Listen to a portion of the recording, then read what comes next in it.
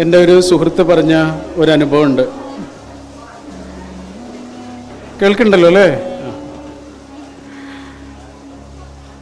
അദ്ദേഹം എറണാകുളത്ത് കൊച്ചിയിൽ ഒരു സുഹൃത്തിൻ്റെ വീട്ടിൽ പോയതാ. ആദ്യമായിട്ടാണ് ആ വീട്ടിൽ പോണത്. ഇത്രയും കാലം ആ ചങ്ങാതി ഇദ്ദേഹത്തെ ആ വീട്ടിലേക്ക് വിളിച്ചിട്ടില്ല, ക്ഷണിച്ചിട്ടില്ല. അതിൻ്റെ കാരണം അദ്ദേഹത്തിന് ആ വീട്ടിൽ ചെന്നപ്പോൾ മനസ്സിലായി. കാരണം വീട് എന്ന് പറയാനൊരു വീട് അവിടെ ഇല്ല, ഒരു ചെറിയ കുടിൽ മാത്രമേ, ചെറിയ ഷീറ്റൊക്കെ വലിച്ചു കെട്ടിയിട്ടുള്ള ഒരു ചെറിയ കുടിൽ. അങ്ങനെ അവർ കൊടുത്ത ഭക്ഷണമൊക്കെ കഴിച്ചിട്ട് അദ്ദേഹം അവിടുന്ന് തിരിച്ചു പോരാ, കോഴിക്കോട്ടേക്ക് പോരാ. പക്ഷെ കോഴിക്കോട്ടേക്ക് വരുന്ന സമയത്ത് ഇദ്ദേഹത്തിൻ്റെ മനസ്സിൽ നിറച്ചും ആ വീടാണ്. ഭയങ്കര സങ്കടമായി. അങ്ങനെ കോഴിക്കോട്ടേക്ക് ട്രെയിനിൽ വരുന്ന സമയത്ത് ഷൊർണൂരിൽ വെച്ച് ഇദ്ദേഹത്തിൻ്റെ 2 ചങ്ങാതിമാർ ട്രെയിനിലേക്ക് കയറി. ഒരാൾ നല്ല സമ്പന്നനാണ്, നല്ല മനുഷ്യനുമാണ്. അപ്പോൾ ഓരോ കാര്യങ്ങൾ സംസാരിക്കുന്നതിനിടയിൽ ഇദ്ദേഹം ആ വീടിനെ കുറിച്ച് പറഞ്ഞു. ഒരു ചെറിയ വീടുണ്ടാക്കി കൊടുക്കാൻ കഴിയുമോ? അവരത്രയും ആവശ്യമുള്ള ആളുകളാണ്. അപ്പം അദ്ദേഹത്തിനത് താല്പര്യമായി. അദ്ദേഹം അഡ്രസ്സൊക്കെ ചോദിച്ചു വാങ്ങി. ആ യാത്ര അവസാനിച്ചു. കുറേ ദിവസങ്ങൾ കഴിഞ്ഞു, 2 മാസങ്ങൾ കഴിഞ്ഞു. അപ്പം ഇദ്ദേഹത്തിനൊരു ഫോൺ കോൾ വന്നു. വിളിക്കുന്നത് ആരാണെന്നറിയോ? കൊച്ചിയിലെ ആ സുഹൃത്താണ്. അദ്ദേഹം വിളിച്ചിട്ട് പറഞ്ഞു, നിങ്ങളുടെ ചങ്ങാതി വന്നിരുന്നു, നമുക്കൊരു കുഞ്ഞു വീട് പണിത് തന്നു, ഞങ്ങൾക്ക് വല്ലാത്ത ആശ്വാസമായി. അദ്ദേഹം ഞങ്ങളുടെ ഒരു സൽക്കാരത്തിന് പോലും നിന്നില്ല. ഞങ്ങളുടെ സ്നേഹം, ഞങ്ങളുടെ കടപ്പാട് നിങ്ങൾ അദ്ദേഹത്തെ അറിയിക്കണം. ഇദ്ദേഹം വേഗം ഫോൺ എടുത്തിട്ട് ആ സുഹൃത്തിനെ വിളിച്ചു. എന്നോടൊന്ന് പറഞ്ഞുകൂടായിരുന്നോ പോകുന്ന കാര്യം? ആ വീട് പണിയുന്ന കാര്യം എന്നോടൊന്ന് പറഞ്ഞുകൂടായിരുന്നോ? ഏത് വീട്? അപ്പൊ ആ വീട് പണിത് കൊടുത്തില്ലേ? ഇല്ല, ഞാനവിടെ പോയിട്ടില്ല. ഓരോ തിരക്കുകളിൽ അത് പെട്ട് ഞാനത് മറന്നുപോയി. ഇദ്ദേഹം ആകെ അമ്പരുന്നു. പിന്നെ ആരാണ് ആ വീട് പണിത് കൊടുത്തത്? ആരാണ്? കൂടെ ഉണ്ടായിരുന്ന മറ്റേ സുഹൃത്താണ്. അദ്ദേഹം അയാളോട് വിഷയം പറഞ്ഞിട്ടേ ഇല്ല. ഒരു ചെറിയ അധ്യാപകനാണ്, ഒരു LP സ്കൂളിലോ UP സ്കൂളിലോ ഒക്കെ പഠിപ്പിക്കുന്ന ഒരു അധ്യാപകൻ. ഒരു മനുഷ്യൻ്റെ സങ്കടങ്ങൾ കേൾക്കുമ്പോൾ, ഒരു മനുഷ്യൻ്റെ ദുഃഖങ്ങൾ അറിയുമ്പോൾ, ഒരു മനുഷ്യൻ്റെ മുറിവ് കാണുമ്പോൾ ഉള്ളിലിങ്ങനെ പൊടിയുന്ന കനിവിൻ്റെയും സ്നേഹത്തിൻ്റെയും ഒക്കെ പേരാണ് ഹ്യൂമാനിറ്റി. അതിങ്ങനെ മനസ്സിൽ നിറഞ്ഞു നിന്നിരുന്ന ഒരു വലിയ മനുഷ്യൻ്റെ ഓർമ്മയിലാണ് ഇത്തരമൊരു സ്ഥാപനം ഇവിടെ പണിതുയർത്തുന്നത്. പാണക്കാട് സയ്യിദ് മുഹമ്മദ് അലി ശിഹാബ് തങ്ങൾ. അതൊരു നാമപദമല്ല, അതൊരു ക്രിയാരൂപമാണ്. അതൊരു നൗണല്ല, അതൊരു വെർബായിരുന്നു. അതാണ് ആ പേരിൻ്റെ പ്രത്യേകത. അതൊരു നൗണല്ല, അതൊരു വെർബായിരുന്നു. 73-ാമത്തെ വയസ്സിൽ ഈ ലോകത്ത് നിന്ന് തിരിച്ചു പോകുമ്പോൾ ബാക്കിയാക്കിയ കുറേ കർമ്മകാണ്ഡങ്ങളുടെ, വിശിഷ്ടമായ ഓർമ്മകളുടെ, ഉജ്ജ്വലമായ പ്രവർത്തനങ്ങളുടെ, ബാക്കിയാകുന്ന കർമ്മങ്ങളുടെ ഒക്കെ പേരാണ് പാണക്കാട് സയ്യിദ് മുഹമ്മദ് അലി ശിഹാബ് തങ്ങൾ. ഞാനൊരു ചോദ്യം ചോദിക്കാം. ഭയം എന്നൊരു വാക്കുണ്ടല്ലോ, ഭയം. കന്നഡയിൽ എന്താ പറയുക? ഭയം തന്നെ അല്ലേ? ഭയ. ഭയം എന്ന വാക്കിൻ്റെ ഓപ്പോസിറ്റ് എന്താണ്? എന്താണ്? ഭയം. എൻ്റെ ഒരു സുഹൃത്തുണ്ട്, ഇതേപോലെ ഡോക്ടർ അമീർ അലിയുടെ ഒക്കെ അതേപോലെ ഇങ്ങനെ മനുഷ്യൻ്റെ വേദനകളിൽ നിന്ന് വേദനകളിലേക്ക് പാഞ്ഞു നടക്കുന്ന ഒരു സുഹൃത്താണ്. കൊയിലാണ്ടിയിലാണ്, യൂനുസ് എന്നാണ് പേര്. അവന് എന്നോട് പറഞ്ഞൊരു സംഭവമുണ്ട്. പാലിയേറ്റീവ് കെയറിലൊക്കെ ഉള്ള ആളാണ്. അപ്പം അദ്ദേഹവും അദ്ദേഹത്തിൻ്റെ വോളണ്ടിയേഴ്സും ഒക്കെ ഒരു ദിവസം ഒരു രോഗിയുടെ അടുത്തേക്ക് ചെന്നതാണ്. ബാബു എന്നാണ് ആ രോഗിയുടെ പേര്. നല്ല പ്രയാസത്തിലാണ്, കിടപ്പിലായ ആളാണ്. ഇവരിങ്ങനെ തുടർച്ചയായിട്ട് ചെല്ലും ബാബുവിൻ്റെ അടുത്തേക്ക്. ഓരോ ആഴ്ചയിലും ഇവരിങ്ങനെ ഹോം കെയറിന് പോകുന്നത് പതിവായി.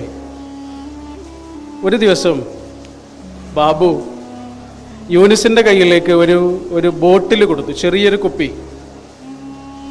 എന്നിട്ട് പറഞ്ഞു, അതെവിടെയെങ്കിലും കൊണ്ടുപോയിട്ട് കളഞ്ഞോളൂ.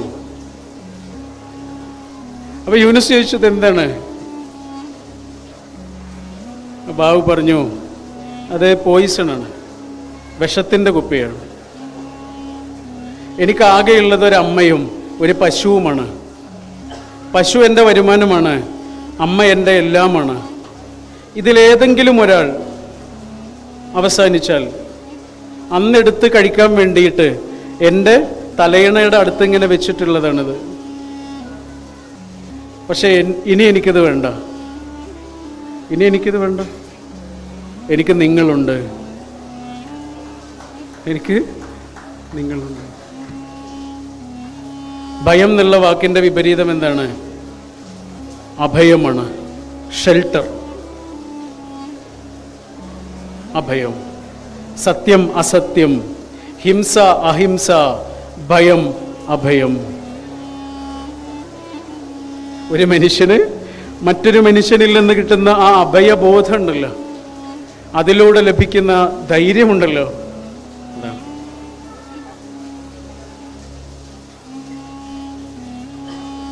മർത്യൻ എന്നൊരു പേരുണ്ടല്ലോ മനുഷ്യന്, അല്ലേ? മർത്യൻ എന്നുള്ള വാക്കിൻ്റെ അർത്ഥം എന്താണ്? നമ്മളൊക്കെ ഇങ്ങനെ പറയും, മനുഷ്യൻ, മർത്യൻ എന്നൊക്കെ പറയില്ലേ? മർത്യൻ എന്നുള്ള വാക്കിൻ്റെ അർത്ഥം എന്താണ്? മരിച്ചു പോകുന്നവൻ എന്നാണ്. മൃതിയുള്ളവനാണ് മർത്യൻ.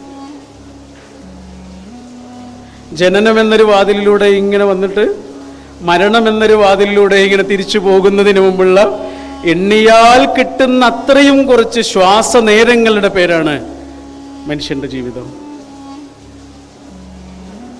ജീവിച്ച വർഷങ്ങൾ പ്രധാനമേ അല്ല, വർഷിച്ച ജീവിതമാണ് പ്രധാനം. CH മുഹമ്മദ് കോയ ജീവിച്ചത് 56 കൊല്ലമാണ്. 56 കൊല്ലം. ഒരു മലയാളിക്ക് എത്താവുന്ന എല്ലാ ഉയരങ്ങളിലും എത്തിയ മനുഷ്യനാണ്. മുഖ്യമന്ത്രി പദവി മുതൽ കഴിഞ്ഞ ദിവസം അന്തരിച്ച പുനീത് രാജ്കുമാർ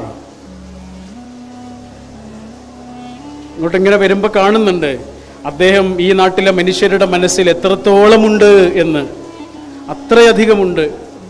അഭിനയം കൊണ്ട് മാത്രമല്ലല്ലോ, അത് അടയാളപ്പെടുത്തിയ ഒരു ജീവിതം കൊണ്ടുകൂടിയാണത്. 46 വയസ്സൊക്കെ മതി. 48 വയസ്സ് വരെയാണ് മുഹമ്മദ് അബ്ദുറഹ്മാൻ സാഹിബ് ജീവിച്ചത്. അതിൽ 10 കൊല്ലം ജയിലിലായിരുന്നു. 63 കൊല്ലമാണ് ഹബീബായ റസൂൽ സല്ലല്ലാഹു അലൈഹി വസല്ലം ജീവിച്ചത്. 63 കൊല്ലം എത്ര ചെറിയൊരു കാലയളവാണ്. പക്ഷെ അടയാളപ്പെടുത്തിയ ആയുസ്സോ.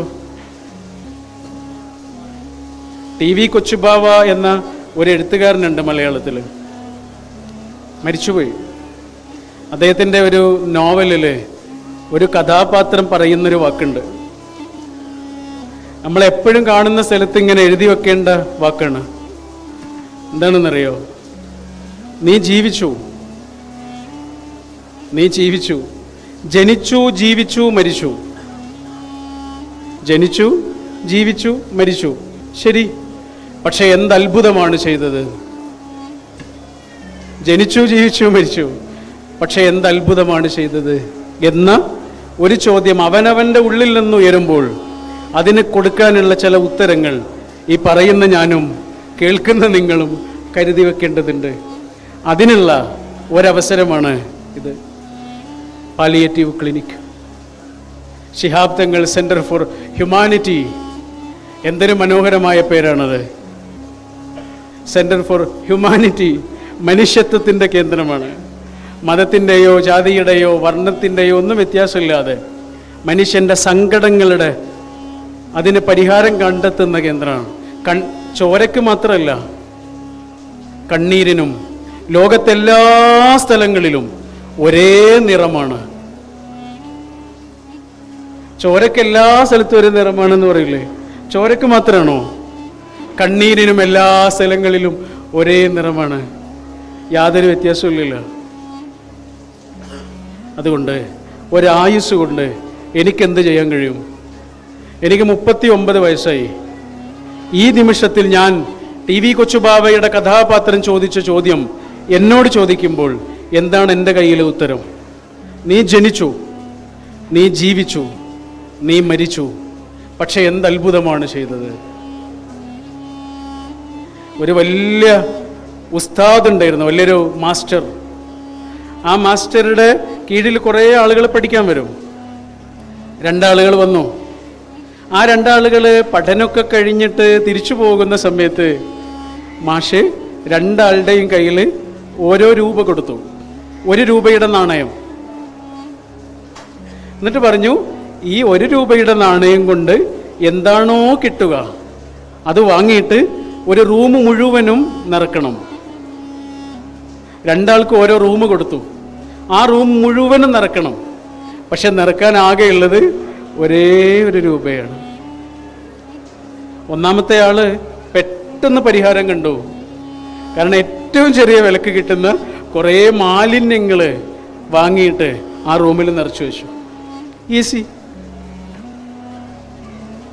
രണ്ടാമത്തെ ആൾ വേറൊരു സൂത്രമാണ് ചെയ്തത്. അങ്ങനെ ഗുരു ഇവരെന്താണ് ചെയ്തത് എന്നറിയാൻ വേണ്ടിയിട്ട് ആദ്യത്തെ റൂമിലേക്ക് വന്ന് ഗുരുവിന് ആ റൂമിലേക്ക് പ്രവേശിക്കാൻ പോലും കഴിഞ്ഞില്ല. അവിടെയുള്ള വാസന കൊണ്ട് ഗുരു പെട്ടെന്ന് പിന്മാറി. എന്നാൽ 2ാമത്തെ ആളുടെ റൂമിലേക്ക് ചെന്നപ്പോൾ 1 രൂപയുള്ളൂ. അതുകൊണ്ട് വാങ്ങാൻ കിട്ടുന്ന 2 സാധനങ്ങൾ അദ്ദേഹം അവിടെ വാങ്ങി വെച്ചിട്ടുണ്ട്. ഒന്ന് ഒരു മെഴുകുതിരിയായിരുന്നു,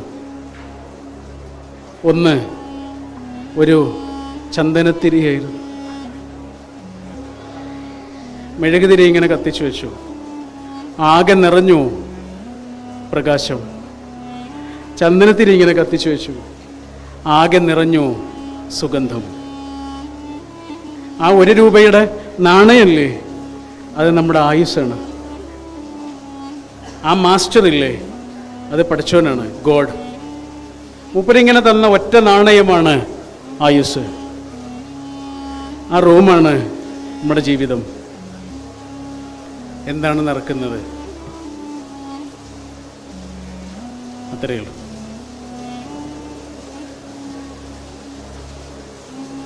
മനുഷ്യരിലെ വൈവിധ്യങ്ങളെയും മനുഷ്യൻ്റെ സങ്കടങ്ങളെയും മനുഷ്യൻ്റെ ജീവിതത്തിലെ എല്ലാ മാറ്റങ്ങളെയും ഹൃദയപൂർവം സ്വീകരിക്കാൻ കഴിയുന്ന ഒരു വികാസത്തിലേക്ക് ഒരാൾ വളരുന്നതിൻ്റെ പേരാണ് ഹ്യൂമാനിറ്റി.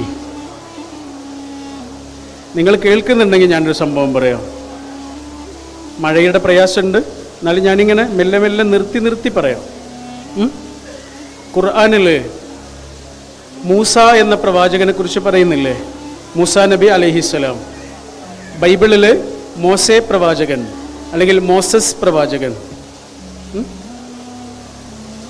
അദ്ദേഹത്തിന് പഠിച്ചവൻ ഒരു ഡ്യൂട്ടി കൊടുക്കുന്നുണ്ട്. ആ ഡ്യൂട്ടി എന്താണ്? ആ നാട്ടിലെ ഏറ്റവും ധിക്കാരിയായ അഹങ്കാരിയായ ഒരാളുടെ അടുത്തേക്ക് പോകണം. അയാളുടെ പേര് ഫറോവ എന്നാണ്. ആ ഫറോവയുടെ അടുത്തേക്ക് പോകാൻ ഒരുങ്ങുന്ന സമയത്ത് മൂസാ പ്രവാചകൻ പടച്ചവനോട് ഒരു പ്രാർത്ഥന നടത്തുന്നുണ്ട്. ആ പ്രാർത്ഥന നമുക്കൊക്കെ അറിയുന്ന പ്രാർത്ഥനയായിരിക്കും. അത്രയും വ്യാപകമായി ഉപയോഗിക്കപ്പെടുന്ന അതിമനോഹരമായൊരു പ്രാർത്ഥനയാണ്. പ്രാർത്ഥന ഇങ്ങനെയാണ്: റബ്ബി ഇശ്റഹ്ലി സദ്രി.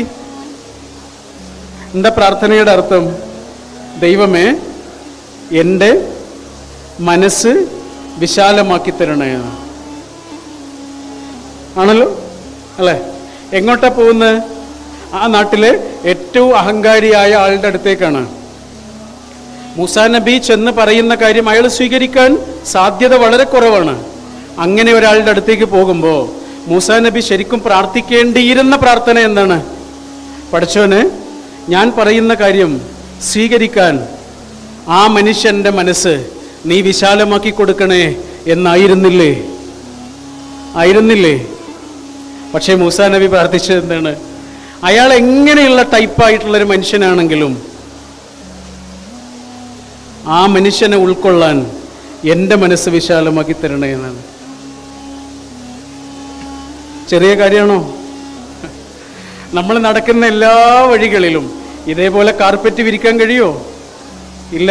പക്ഷെ ഒരു ചെറിയ കാര്യം ചെയ്യാം, നമ്മുടെ കാലിൽ ഒരു ചെരുപ്പിടാം.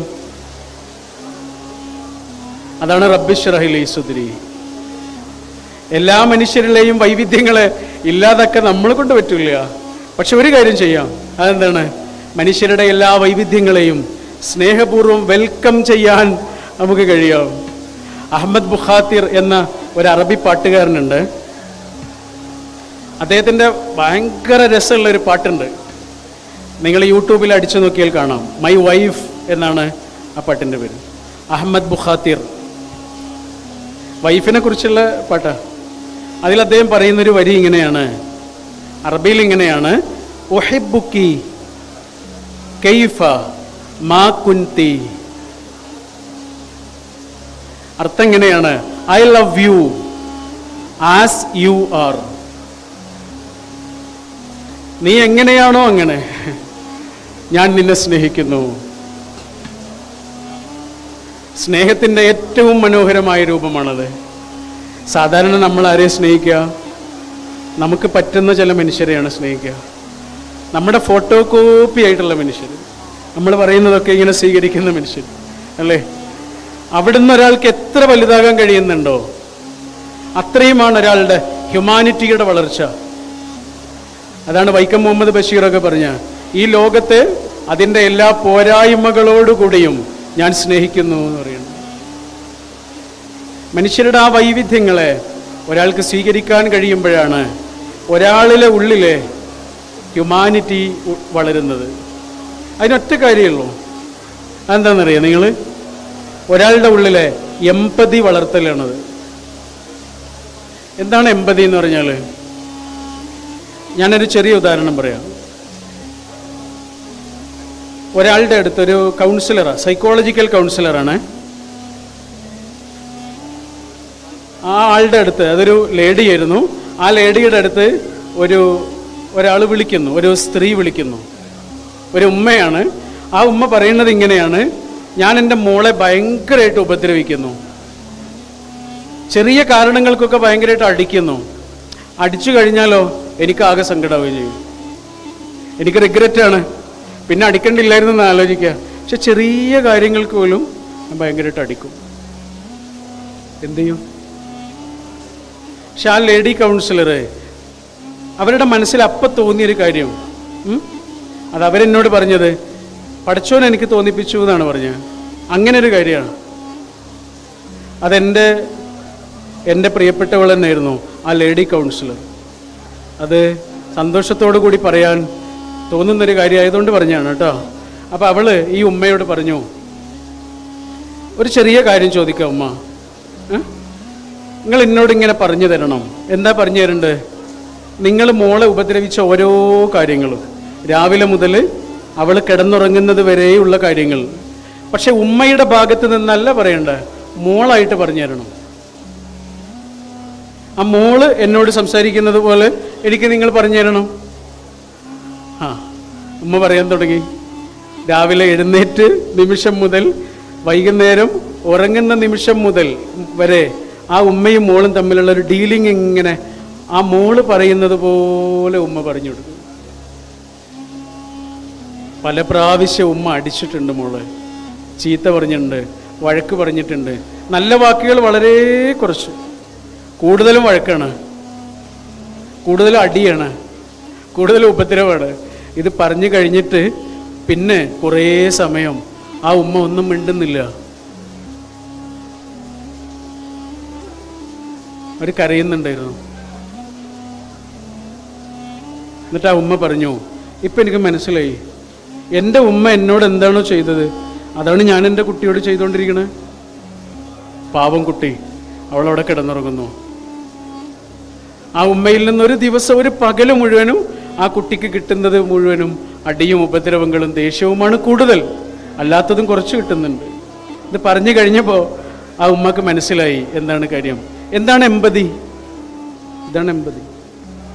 എൻ്റെ കണ്ണുകൊണ്ട് ഞാനിങ്ങനെ നോക്കുമ്പോഴേ കുറേ കുഴപ്പങ്ങളുണ്ടാവും. പക്ഷെ നിങ്ങളുടെ കണ്ണുകൊണ്ട് നോക്കുമ്പോഴോ, ആ കുട്ടിയുടെ കണ്ണുകൊണ്ട് നോക്കുമ്പോഴോ, അതിൻ്റെ പേരാണ് എമ്പതി.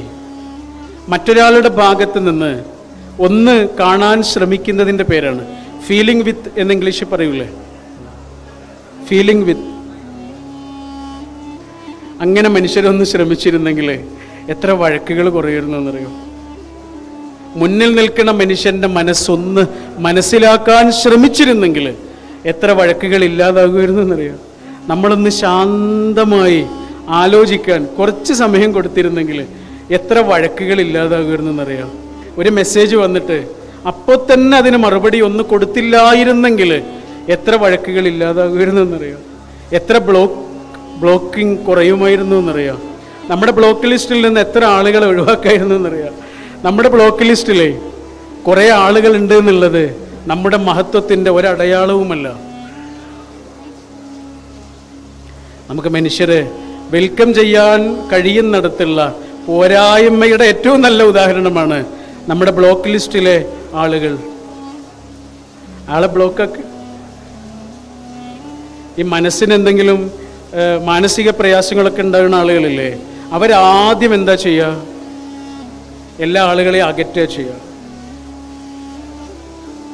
മനസ്സിങ്ങനെ ചെറുതാകുന്നതിൻ്റെ ഏറ്റവും നല്ല അടയാളമാണ് ഒരാൾ മനുഷ്യരെ അകറ്റുന്നത്, ഡിറ്റാച്ച്ഡ് ആകുന്നത്. മനസ്സിങ്ങനെ വലുതാകുന്നതിൻ്റെ ഏറ്റവും നല്ല അടയാളമാണ് മനുഷ്യരെ വെൽക്കം ചെയ്യുന്നത്. അപ്പോൾ ഫീലിംഗ് വിത്ത് എന്ന് പറയുന്ന ഉദാത്തമായൊരു ഹൃദയവികാസമുണ്ട്. അതാണ് ഖുർആൻ പറഞ്ഞ അലം നശ്റഹ് ലക സദ്റക എന്ന് പറഞ്ഞില്ലേ, അതാണത്. അത് നമ്മുടെ വീടിൻ്റെ അകത്തുനിന്ന് തുടങ്ങേണ്ടതാ. ഒറ്റയ്ക്ക് ഇങ്ങനെ പാത്രം കഴുകിക്കൊണ്ടിരിക്കുന്ന ആ പാവം സ്ത്രീയെ ഒന്ന് ചെന്ന് സഹായിക്കുന്നതിൻ്റെ പേരാണ് ഫീലിംഗ് വിത്ത്. എന്താണെന്നറിയില്ല, ഈ മാസം വല്ലാത്ത വേദനയും തളർച്ചയും ഒക്കെ ഉണ്ട് എന്ന് അവൾ നമ്മളോട് വന്നിട്ട് പറയുമ്പോൾ അവൾക്ക് വേണ്ടത് വേദനക്കുള്ള ഗുളികയല്ല എന്നുള്ള ഒരു തിരിച്ചറിവുണ്ടല്ലോ, അതിൻ്റെ പേരാണ് ഫീലിംഗ് വിത്ത്. ഇത് ആണിനും പെണ്ണിനൊക്കെ ആവശ്യമുള്ളതാണ്. പറയാതെ ഒരാൾ മനസ്സിലാക്കേണ്ടതാണത്. അതാണ് ഫീലിംഗ് വിത്ത്. പറയൊന്നും വേണ്ട, അതൊക്കെ മനസ്സിലാക്കുന്നതിൻ്റെ പേരാണ് ഫീലിംഗ് വിത്ത്. നമുക്കൊരാൾക്ക് എന്തും കൊടുക്കാം. പൈസ ഇല്ലാത്ത ഒരാൾക്ക് പൈസ കൊടുക്കാം, അല്ലേ? പക്ഷേ നമുക്ക് കൊടുക്കാൻ കഴിയാത്തൊരു സംഗതിയുണ്ട്. അതെന്താണെന്നറിയോ? ആരോഗ്യം. അത് കൊടുക്കാൻ കഴിയില്ല. രോഗം കൊടുക്കാം. പടരുന്ന രോഗങ്ങളൊക്കെ ഇല്ലേ, രോഗം പടരും, പക്ഷെ ആരോഗ്യം പടരുമല്ലോ. ശ്രദ്ധിച്ചിട്ടുണ്ടോ നിങ്ങൾ? രോഗം പടരും, പക്ഷെ ആരോഗ്യം പടരുമില്ല. ആരോഗ്യം ഒരാൾക്ക് വേറെ ഒരാൾക്ക് കൊടുക്കാൻ കഴിയില്ലല്ലോ. പിന്നെ ആൾക്ക് കൊടുക്കാൻ പറ്റുന്ന എന്താണ്? നമ്മുടെ സമയം, നമ്മുടെ പരിചരണം, നമ്മുടെ ശുശ്രൂഷ, നമ്മുടെ ശ്രദ്ധ. അതാണ് പാലിയേറ്റീവ് ക്ലിനിക്. പ്രവാചക തിരുമേനി സല്ലല്ലാഹു അലൈഹി വസല്ലം രോഗികളെ പോയിട്ട് സന്ദർശിക്കണമെന്ന് നമ്മളോട് പറഞ്ഞിട്ടുണ്ട്, അല്ലേ? എന്താ പറഞ്ഞ്? രോഗികളെ പോയിട്ട് സന്ദർശിക്കണം. സന്ദർശിക്കണം എന്നാണ് പറയുന്നത് എങ്കിൽ അറബിയിൽ അതിന് സിയാറത്ത് എന്നാണ് പറയുക. ഖബറൊക്കെ പോയിട്ട് നമ്മൾ സന്ദർശിക്കൂലേ, അതിനെന്താ പറയുക? സിയാറത്ത്. നമ്മളവിടെ ഇങ്ങനെ നിന്നാൽ മതി, ഒന്നും ചെയ്യാനില്ല. പക്ഷെ നബി പറഞ്ഞത് എന്താണെന്നറിയോ? സിയാറത്ത് എന്ന വാക്കല്ല ഉപയോഗിച്ചത്. നിങ്ങൾ നബി വചനങ്ങളൊക്കെ എടുത്തു നോക്കൂ. രോഗികളെ പോയിട്ട് കാണാൻ പറയുന്ന സ്ഥലത്ത് പറഞ്ഞിട്ടുള്ളത് എന്താണെന്നറിയാം? അയ്യാദത്ത് എന്നാണ് പറഞ്ഞുള്ളത്. അയ്യാദത്തുൽ മരീദ്. എന്താണ് അയ്യാദത്തുൽ മരീദ് എന്ന് പറഞ്ഞാൽ? രോഗിയെ ശുശ്രൂഷിക്കലാണ്. അവിടെ എങ്ങനെ നിൽക്കാനല്ല, അവിടെ പാലിയേറ്റീവ് കെയർ നടത്താനാണ് പറഞ്ഞത്. അയാളിങ്ങനെ എഴുന്നേറ്റിരിക്കാൻ കഴിയാത്ത ഒരാളാണെങ്കിൽ ഒന്നിങ്ങനെ എഴുന്നേറ്റിരുത്താൻ സഹായിക്കുന്നതിൻ്റെ പേരാണത്. ഒന്ന് അങ്ങാടിയിൽ പോകണമെന്ന് ആഗ്രഹിക്കുന്ന ഒരാളെ ഇങ്ങനെ കോരിയെടുത്തിട്ട് അങ്ങാടിയിലേക്ക് കൊണ്ടുപോകുന്നതിൻ്റെ പേരാണത്. കടൽ കാണാൻ ആഗ്രഹമുണ്ട് എന്ന് പറയുന്ന ഒരു രോഗിയെ ഇങ്ങനെ കോരിയെടുത്തിട്ട് ഒരു കടൽ കാണിച്ചു കൊടുക്കലാണത്. ആ പായയിൽ കിടന്ന് കിടന്ന് കിടന്ന് പുറം പൊട്ടിപ്പോയൊരു മനുഷ്യന് ഒരു വാട്ടർ ബെഡ് വാങ്ങിക്കൊടുക്കുന്നതിൻ്റെ പേരാണത്. നടക്കാൻ കഴിയാത്തൊരു മനുഷ്യനൊരു വീൽ ചെയർ സമ്മാനിക്കുന്നതിൻ്റെ പേരാണത്. എന്ത്? ഇയാദത്തുൽ മരീദ്. അപ്പോഴാണ് നമുക്ക് അവിടെ രോഗം മാത്രമല്ല പ്രശ്നം എന്ന് മനസ്സിലാവുക. സിയാറത്തിൽ അത് മനസ്സിലാവില്ല. ഞങ്ങളിങ്ങോട്ട് വരുന്ന സമയത്ത് നമ്മുടെ കൂടെ ഒരാളുണ്ട്, റംഷാദ് എന്ന് പറഞ്ഞ ഒരാളുണ്ടായിരുന്നു. ഇതിൽ വളരെ സജീവമായി പ്രവർത്തിക്കുന്ന ആളാണ്, കോഴിക്കോട്. അദ്ദേഹം പറഞ്ഞൊരു സംഭവമുണ്ട്. അദ്ദേഹവും സുഹൃത്തുക്കളും ഒരു രോഗിയുടെ വീട്ടിലേക്ക് പോകുന്നു. ആ രോഗിയെ മാത്രം കണ്ട് മരുന്ന് കൊടുത്ത് തിരിച്ചു പോന്നിരുന്നെങ്കിൽ അവർക്കൊന്നും മനസ്സിലാകില്ലായിരുന്നു.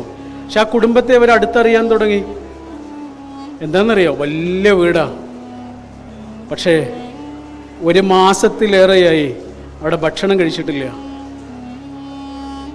ഈ ലിനൻ്റെ ഒക്കെ തുണി ഉണ്ടല്ലോ, ഇത് കഴുകാൻ എന്ന പേരിൽ അയൽപ്പക്കത്ത് നിന്ന് കഞ്ഞിവെള്ളം വാങ്ങും.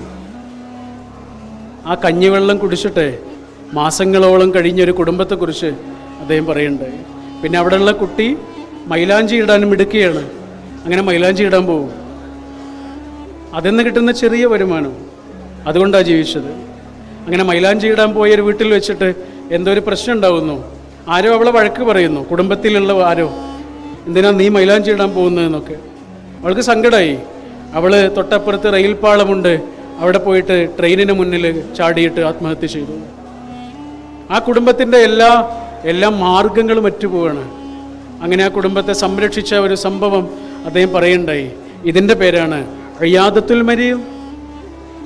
സിയാറത്തല്ല, ഇയാദത്ത്. എന്താണ് ഇയാദത്ത്? അവിടെ ചിലപ്പോൾ സംരക്ഷണം വേണ്ടി വരും, ചിലപ്പോൾ ഏറ്റെടുക്കേണ്ടി വരും, ചിലപ്പോൾ മരുന്ന് കൊടുത്താൽ മതിയാവും, ചിലപ്പോൾ അവിടുത്തെ കുട്ടിക്ക് പുസ്തകം വാങ്ങിക്കൊടുക്കേണ്ടി വരും, ചിലപ്പോൾ അവിടുത്തെ കുട്ടിക്ക് ബാഗ് വാങ്ങിക്കൊടുക്കേണ്ടി വരും. ഇതിൻ്റെ ഒക്കെ പേരാണെന്ത്? ഇയാദത്തുൽ മരീദ്. ഞാൻ എൻ്റെ വാക്കുകൾ അവസാനിപ്പിക്കും.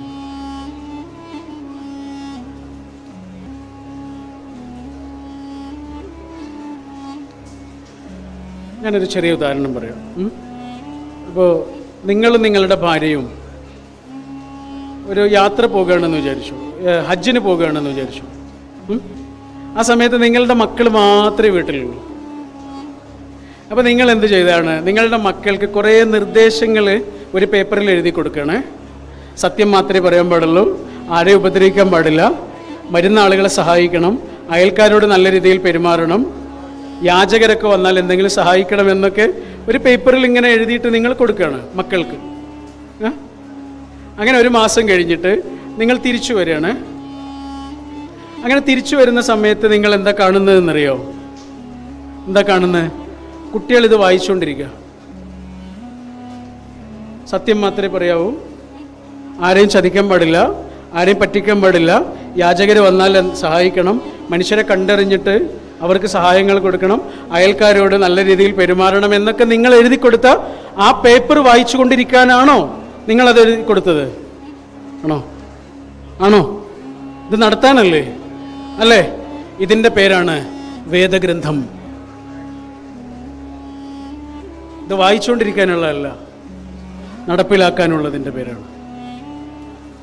വായിക്കുന്നതിന് പുണ്യമുള്ള ഗ്രന്ഥമാണ് വേദഗ്രന്ഥം. പക്ഷെ അതിനു വേണ്ടിയിട്ടല്ല അത് തന്നിട്ടുള്ളത്. ഓരോ വാക്കിനും ഓരോ അക്ഷരങ്ങൾക്കും പുണ്യമുണ്ട്, അത് വേറെ കാര്യമാണ്. പക്ഷെ ഇത് തന്നത് എന്തിനാണ്? അത് വായിച്ചുകൊണ്ടിരിക്കാനല്ല, നടപ്പിലാക്കാനാണ്. അങ്ങനെ നടപ്പിലാക്കുന്നതിൻ്റെ ഏറ്റവും മനോഹരമായൊരു ദൃശ്യമാണ് ഇവിടെ നമ്മൾ കാണുന്നത്. Shihab Thangal centre for humanity. ജപ്പാനിലൊരു വലിയനുണ്ടായിരുന്നേ, അദ്ദേഹത്തിൻ്റെ പേര് മിത്സുഷി എന്നാണ്. ഓർമ്മിച്ച് വെക്കണേ. എന്താണ്? മിത്സുഷി. അദ്ദേഹത്തിന് ഒരു വലിയ ആഗ്രഹം ഉണ്ടായിരുന്നു. ബുദ്ധമത പണ്ഡിതനാണ്. അപ്പോൾ അദ്ദേഹത്തിന് വലിയൊരു ആഗ്രഹം ഉണ്ടായിരുന്നു, ബുദ്ധമത ഗ്രന്ഥങ്ങളുണ്ടല്ലോ അത് ജാപ്പനീസ് ഭാഷയിലേക്ക് പരിഭാഷപ്പെടുത്തണം. അദ്ദേഹം പരിഭാഷപ്പെടുത്താനുള്ള ആളുകളൊക്കെ തയ്യാറാക്കി. പക്ഷെ അതിന് വലിയ സാമ്പത്തിക ചെലവുണ്ടല്ലോ, അപ്പോൾ പൈസയില്ല. അങ്ങനെ അദ്ദേഹം ഓരോ വീടുകളിലും കയറിയിട്ട് അതിനാവശ്യമുള്ള പൈസ ഉണ്ടാക്കി. 10,000 രൂപ, സപ്പോസ് 10,000 രൂപ ഉണ്ടാക്കി. അങ്ങനെ 10,000 രൂപ ഉണ്ടാക്കി. അതിൻ്റെ ട്രാൻസ്ലേഷൻ്റെ വർക്കൊക്കെ തുടങ്ങാനിരിക്കുന്ന സമയത്താണ് ജപ്പാനിൽ വലിയ ഒരു പ്രളയമുണ്ടായത്. അങ്ങനെ പ്രളയത്തിൽ കുറേ ആളുകൾക്ക് വീടൊക്കെ നഷ്ടപ്പെട്ടു. അപ്പോൾ ആ വീട് നഷ്ടപ്പെട്ട ആളുകൾക്ക് വീട് കയറ്റാൻ വേണ്ടിയിട്ട് ആ പൈസ കൊടുത്തു. ട്രാൻസ്ലേഷൻ നടന്നില്ല. അങ്ങനെ 2ാമത്തെ വർഷവും ഇതേപോലെ ഓരോ വീടുകളിലും കയറി ഇറങ്ങി പൈസ ഉണ്ടാക്കി. 10,000 രൂപ ഉണ്ടായി. ട്രാൻസ്ലേഷൻ്റെ വർക്ക് തുടങ്ങാൻ സമയത്ത് ഭൂകമ്പം ഉണ്ടായി. അവിടെ ഇത് നടന്ന കാര്യമാണ് കേട്ടോ. വലിയൊരു ഭൂകമ്പം ഉണ്ടായിട്ട് ഇതേപോലെ വീടൊക്കെ നഷ്ടപ്പെട്ട ആളുകളെ സഹായിക്കാൻ കുറേ ആളുകൾ ഇറങ്ങി. ആ ഫണ്ടിലേക്ക് ഇദ്ദേഹം ആ 10,000 രൂപ കൊടുത്തു. ട്രാൻസ്ലേഷൻ നടന്നില്ല. 3ാമത്തെ വർഷവും ഇതേപോലെ പൈസ സ്വരൂപിക്കുന്നു, പൈസ റെഡിയാകുന്നു, ട്രാൻസ്ലേഷൻ്റെ വർക്ക് തുടങ്ങുന്നു, ട്രാൻസ്ലേഷൻ്റെ വർക്ക് പൂർത്തിയാകുന്നു. തടസ്സങ്ങളൊന്നും ഉണ്ടായില്ല. അങ്ങനെ ആ പുസ്തകം പുറത്തിറങ്ങുന്ന സമയത്ത് അതിൻ്റെ ഒരു മുഖവുര എഴുതൂലേ, അങ്ങനെ അദ്ദേഹം മുഖവുര എഴുതിയിട്ടുണ്ട്. ആ മുഖവുരയുടെ അവസാനത്തിൽ അദ്ദേഹം എഴുതിയ വാക്ക് ഇങ്ങനെയായിരുന്നു: ബുദ്ധമത ഗ്രന്ഥങ്ങളുടെ 3ാമത്തെ ട്രാൻസ്ലേഷനാണിത്. 3ാമത്തെ ട്രാൻസ്ലേഷനാണ് ഇത്.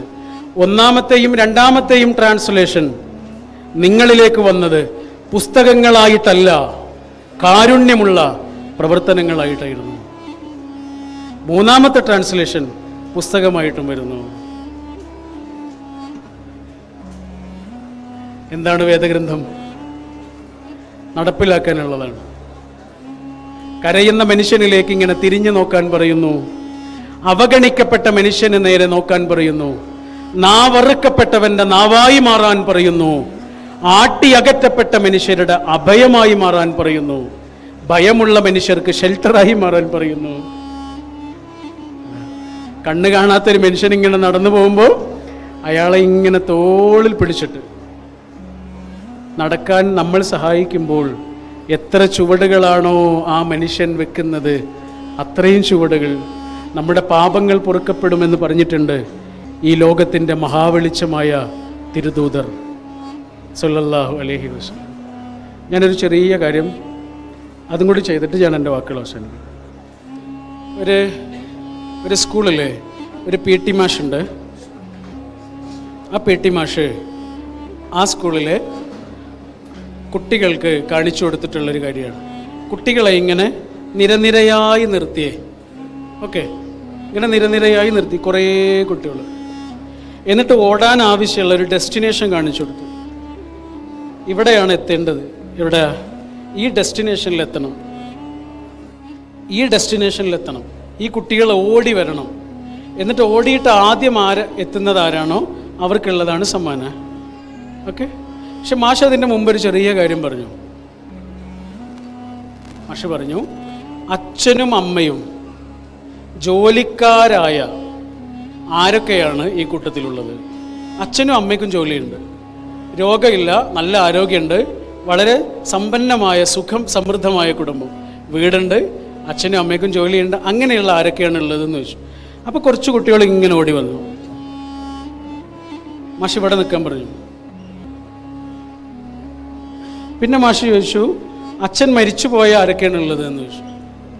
അച്ഛൻ മരിച്ചുപോയ ആരൊക്കെയാണുള്ളത്? അപ്പോൾ കുറച്ച് കുട്ടികൾ കൂടെ ഇങ്ങനെ ഓടി വന്നു. അമ്മ മരിച്ചുപോയ കുട്ടികൾ ആരൊക്കെയാണുള്ളതെന്ന് ചോദിച്ചു. അമ്മ മരിച്ചുപോയ കുട്ടികൾ. വീടില്ലാത്ത ആരൊക്കെയാണുള്ളത് എന്ന് ചോദിച്ചു. വീടില്ലാത്ത കുറേ ആളുകൾ. കൂടുതൽ സമ്പന്നതയും കൂടുതൽ സമൃദ്ധിയുമുള്ള ആളുകളൊക്കെ മുന്നിലേക്ക് വന്നു. ഞാനൊരു ചോദ്യത്തിൽ അവസാനിപ്പിച്ചതാണ്. മാഷ് കുറേ ചോദ്യങ്ങൾ. അച്ഛനും അമ്മയ്ക്കും ജോലിയുള്ളവർ, അച്ഛന് മാത്രം ജോലിയുള്ളവർ, വീടുള്ള ആളുകൾ ഇങ്ങനെ തുടങ്ങിയിട്ടുള്ള ആളുകളൊക്കെ മുന്നിലേക്ക് കൊണ്ടുവന്നു. ഇങ്ങനെ പതുക്കെ പതുക്കെ പതുക്കെ സങ്കടങ്ങളും വിഷമങ്ങളും രോഗങ്ങളും വീടില്ലാത്തവരും പണമില്ലാത്തവരുമായ ആളുകൾ പിറകിലൂടെ ഇങ്ങനെ വരി വരിയായി നിന്നു. എന്നിട്ട് മാഷ് കാണിച്ചു കൊടുത്തു, ഇത് നിങ്ങളുടെ ഡെസ്റ്റിനേഷനാണ്. ഓക്കെ, ഇവർക്ക് ഡെസ്റ്റിനേഷനിലെത്താൻ, ജീവിത വിജയമാകുന്ന ഡെസ്റ്റിനേഷനിലെത്താൻ, സക്സസ് എന്ന പോയിന്റിലേക്ക് ഇവർക്ക് എത്താൻ വളരെ കുറച്ച് അധ്വാനമേ ആവശ്യമുള്ളൂ. ഇവിടുന്ന് ഇത്ര വരേണ്ട കാര്യമുള്ളൂ. അവർക്ക് ഓക്കെയാണത്, എളുപ്പമാണ്. പക്ഷെ ഇവർക്ക് അത്ര എളുപ്പമല്ല അത്. ഇവർക്ക് അതിലേറെ പ്രയാസമാണ്. ഇവർക്കോ ചിലപ്പോൾ സ്വപ്നം പോലും കാണാൻ കഴിയാത്തത്രയും ദൂരെയാണ് അവരുടെ ഡെസ്റ്റിനേഷൻ. ഇവരതിനെക്കുറിച്ച് ആലോചിക്കാൻ പോലും കഴിയാത്തത്രയും പിന്നിലാണ്. എന്നിട്ട് മാഷ് പറഞ്ഞു കൊടുത്തു, ഇതാണ് ജീവിതത്തിൻ്റെയും അവസ്ഥ. എല്ലാവരും ഒരുപോലെയല്ല. അതാണ് ജീവിതം. പിരിയൻ ഗോവണി കണക്കേ ഒരു ജീവിതമാണ്. അടുത്ത വളവിൽ എന്ത് സംഭവിക്കുന്നു നമുക്കറിയില്ല. സമൃദ്ധിയിൽ ജീവിച്ച എത്ര മനുഷ്യരാണ് അത്രയൊന്നും സമൃദ്ധമല്ലാത്ത അവസ്ഥകളിലേക്ക് നിമിഷ നേരങ്ങൾ കൊണ്ട് എടുത്തെറിയപ്പെടുന്ന കാഴ്ച നമ്മൾ കണ്ടതല്ലേ. ജോലി പോയി തിരിച്ചു വന്ന മനുഷ്യര്, മറ്റുള്ളവരുടെ സഹായത്തിലൂടെ ജീവിക്കേണ്ടി വന്ന മനുഷ്യര്, അവരാളുകളെ സഹായിച്ചിരുന്ന മനുഷ്യരാണ്. നിമിഷ നേരങ്ങൾ മതി, പിരിയൻ ഗോവണി കണക്കാണ്. അടുത്ത വളവിൽ എന്താണുള്ളതെന്ന് നമുക്ക് ആലോചിക്കാൻ പോലും കഴിയാത്ത അത്രയും വ്യത്യാസങ്ങളുള്ളൊരു ലോകമാണ്. ഇവിടെ മാഷ് പറഞ്ഞു കൊടുത്തു, ഇവരാകെ ചെയ്യേണ്ടത് ഇവർക്കൊന്ന് താങ്ങാവലാണ് എന്ന പാഠമാണ് മാഷ് പറഞ്ഞു കൊടുത്തത്. എന്തിനാണ് കൈ തന്നത്? ഇതാ നല്ല ആരോഗ്യമുള്ള കൈ എന്തിനാ തന്ന്? കൈയില്ലാത്ത ഒരു മനുഷ്യനെങ്കിലും ഇങ്ങനെ കൈപിടിക്കാനാണത്. എന്തിനാ കണ്ണ് തന്ന്? കണ്ണിങ്ങനെ കാണാൻ കഴിയുന്ന കാഴ്ച തന്നത് എന്തിനാണ്? കണ്ണ് കാണാത്ത ഒരു മനുഷ്യനെങ്കിലും നമ്മൾ ആശ്രയമായി മാറാനല്ലേ, അല്ലേ? കാതിങ്ങനെ തന്നിട്ടുണ്ട്, നടക്കാൻ കഴിയുന്നുണ്ട്, ഇരിക്കാൻ കഴിയുന്നുണ്ട്. ഇതില്ലാത്ത മനുഷ്യനെ കളിയാക്കാനുള്ളതല്ല. അവരെങ്ങനെ എന്തെങ്കിലും ഒരു കാര്യം നമ്മളിങ്ങനെ ചെയ്തു കൊടുക്കാൻ വേണ്ടിയിട്ടാണ് നമുക്കിത് തന്നതേ. സുമ്മല തുസ്അലുന്ന യൗമ ഇദിൻ അനിൻ നഈം എന്ന് പറഞ്ഞത് അതാണ്. ആന്റണി ഡിമെല്ലോ എന്ന് പറഞ്ഞൊരു എഴുത്തുകാരനുണ്ട് ഇംഗ്ലീഷിൽ. അദ്ദേഹത്തിൻ്റെ ഒരു ചെറിയ കഥയുണ്ട്, പ്രയർ ഓഫ് ദ ഫ്രോഗ് എന്ന് പറഞ്ഞ് ഒരു 2-3 പുസ്തകങ്ങളുള്ള അതിലൊരു സ്റ്റോറി ഉണ്ട്. അതിങ്ങനെയാണ്, ഒരാൾ 2 ചങ്ങാതിമാരാ. അതിലൊരു ചങ്ങാതി യുദ്ധത്തിന് പോയതാ. അയാൾ ഇത്ര നേരമായിട്ട് തിരിച്ചു വന്നിട്ടില്ല. അപ്പോൾ ഈ ചങ്ങാതിക്ക് ആകെ ബേജാറായി. ഇവൻ പറഞ്ഞു, എനിക്ക് അവൻ്റെ അടുത്തേക്ക് പോകണം. പക്ഷെ ബോസ് സമ്മതിക്കുന്നില്ല, യുദ്ധമാണ്, അങ്ങോട്ട് പോകണ്ട. അവൻ എന്തായാലും മരിച്ചിട്ടുണ്ടാവും. യുദ്ധത്തിന് പോയ ഒരാൾ തിരിച്ചു വന്നിട്ടില്ല എന്ന് പറഞ്ഞാൽ അതിനൊറ്റ അർത്ഥമേ ഉള്ളൂ, അയാൾ മരിച്ചു വീണു. അതുകൊണ്ട് നീ അങ്ങോട്ട് പോകണ്ട എന്നാണ് മാഷ് അവന് ബോസ് അവനോട് പറഞ്ഞത്. പക്ഷെ ഇവന് പോയേ പറ്റൂ. അവസാനം ബോസ് സമ്മതിച്ചു, എന്നാ നീ പോയി വരൂ. അങ്ങനെ അവൻ പോയിട്ട് തിരിച്ചു വരുമ്പോൾ അവൻ്റെ ചുമലിൽ അവൻ്റെ ചങ്ങാതിയുടെ മൃതദേഹം ഉണ്ടായിരുന്നു. ചങ്ങാതി മരിച്ചു. ബോസ് അവനോട് പറഞ്ഞു, ഞാൻ നിന്നോട് ആദ്യം പറഞ്ഞില്ലേ അവൻ മരിച്ചിട്ടുണ്ടാവും, നീ വെറുതെ പോയില്ലേ, അവനെ ജീവനോടെ കാണാൻ കഴിഞ്ഞില്ലല്ലോ. അപ്പോൾ ഇവൻ പറഞ്ഞു, അങ്ങനെ പറയരുത്, ഞാൻ അവനെ ജീവനോടെ കണ്ടു. ഞാൻ ചെല്ലുന്ന സമയത്ത് അവനൊരു തരി ജീവൻ ഉണ്ടായിരുന്നു. അവൻ എന്നെ കണ്ടു. എന്നോടൊരൊറ്റ വാക്കേ അവൻ പറഞ്ഞുള്ളൂ, അത് പറയാനേ അവൻ ആയുസ്സുണ്ടായതുള്ളൂ. അത് പറഞ്ഞിട്ട് അവൻ മരിച്ചു. അവൻ എന്നോട് പറഞ്ഞു, എനിക്കറിയായിരുന്നടാ നീ ഇവിടെ എത്തുമെന്ന്. എനിക്കറിയായിരുന്നു നീ ഇവിടെ വരുമെന്ന്.